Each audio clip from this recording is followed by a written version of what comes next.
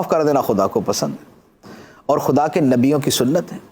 حضرت یوسف علیہ الصلاۃ والسلام کا کبھی آپ واقعہ ذرا غور کریں نا تو پھر آپ کو سمجھ آئے گی کہ اس واقعے کے اندر کیا کیا چیز ہے، اس واقعے میں کیا کیا ہے کہ یوسف علیہ الصلاۃ والسلام کے بھائیوں نے ان کے ساتھ کیا کیا سلوک کیا۔ قرآن پاک کے اندر مذکور ہے کہ ان کے سلوک کے اندر جو ہے ان کو مارا بھی، ان کو پیٹا بھی، ان کو کنویں میں بھی ڈال دیا، سارا کچھ کیا۔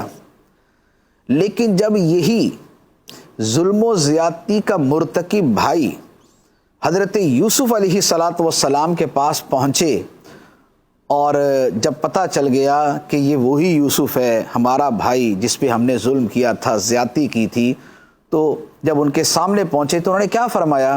فرمایا لا تثریب علیکم اليوم، آج تم پہ کوئی پکڑ نہیں ہے، آج تم پہ کوئی گرفت نہیں ہے، کوئی تم پہ برائی نہیں ہے، جاؤ معاف کیا، جاؤ معاف کیا۔ تو یوسف علیہ الصلاۃ والسلام نے اپنے بھائیوں کو کب معاف کیا؟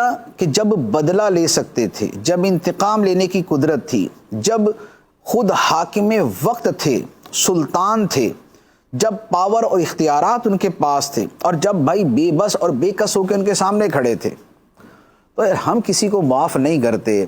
ہمارے کسی رشتہ دار نے اگر ہمارا کوئی دل دکھایا ہو، ہمارے کسی جو ہے نا وہ رشتہ دار نے ہمیں کوئی تکلیف پہنچائی ہو، تو ہم اپنے دل میں اس کے بارے میں ایسے جو ہے نا وہ دشمنی لے کے بیٹھ جاتے ہیں۔ ہمیں کیا ہمارے رشتہ داروں نے کنویں میں پھینکا تھا؟ کیا انہوں نے ہمیں مارا پیٹا تھا؟ کیا ہمارے بھی جو ہے نا وہ لباس کے اوپر خون لگا کے بولا تھا بھیڑیا کھا گیا؟ کیا ہمیں بھی اس نے جو ہے وہ غیروں کے ہاتھ بیچ دیا تھا؟ ایسا تو نہیں ہوتا۔ ہم چھوٹی چھوٹی باتوں کے اوپر جو ہے وہ لڑائی کر کے بیٹھے ہوتے ہیں۔ ہمارے گھروں میں جو لڑائیاں ہوتی ہیں، ہمارے معاشرے میں جو لڑائیاں ہوتی ہیں، یقین کیجیے بعض اوقات وہ اتنی معمولی سی ہوتی ہیں کہ کبھی اس کی تفصیل پوچھی جائے تو بندہ شرمندہ ہو جائے کہ یار اس کی وجہ سے ناراض تھا میں۔ کس پہ ناراض ہے؟ وہ جی میں اس کے گھر گیا تھا تو اس نے مجھ سے جو نا وہ ہنس کے بات نہیں کی تھی، میں اس کے گھر گیا تھا تو اس نے میرے سامنے کھانا اچھے طریقے سے نہیں پیش کیا تھا، وہ ڈش ہی ایک بنائی تھی اس نے، اور وہ نمکین جو ہے نا وہ کھانے کے ساتھ کوئی میٹھائی نہیں پکایا اس نے، میرے آنے پہ میٹھائی نہیں پکایا۔ او ہو، یہ ہے ہماری ناراضگی کی وجوہات۔ یا یہ ہے کہ وہ اس نے میرے بارے میں ایک مرتبہ بری بات کہی تھی۔ ارے تو بھائی آپ کون سا کوئی جو ہے نا وہ اولیاء کرام کی اعلیٰ کیٹیگری میں کہ آپ کی بے ادبی گستاخی سے اس بیچارے کا کوئی ایمان جانے کا خدشہ ہے؟ تو زندگی ہے، 100 مرتبہ آپ نے اس کی غیبت کی ہوتی ہے، 2 مرتبہ اس کی پتہ چل گئی تو کیوں اس کے پیچھے پڑ گئے؟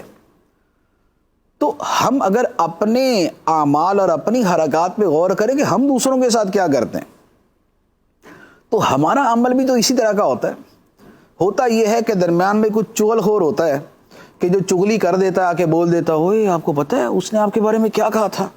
بس اب اگرچہ آگے بات نہ بھی بتائے نا تو بس ہمارے دل کے اندر جو ہے نا اس کے بارے میں لاک ڈاؤن شروع ہے، اب اس کا داخلہ بند، اب ہمارا اس سے منہ پھر جائے گا، اب ہم موڈ جو ہے نا وہ بنا کے بیٹھ جائیں گے، اب ہم اس سے سلام لینا گوارا نہیں کریں گے۔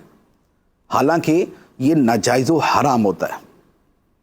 کچھ وہ چیزیں ہوتی ہیں کہ جہاں شریعت حکم دیتی ہے، کوئی عقیدے کا معاملہ ہے کہ کوئی آپ کا عقیدہ ہی خراب کرنا چاہتا ہے یا آپ کا عمل خراب کر دیتا ہے، تو اب آپ اس کی صحبت سے بچتے ہیں، وہ ایک اور چیز ہو جاتی۔ لیکن جس طرح کے گھریلو معاملات کے اوپر ہم ایک دوسرے کے ساتھ عداوت رکھ کے بیٹھے ہوتے ہیں، تو یہ تو کم از کم جائز نہیں ہوتی۔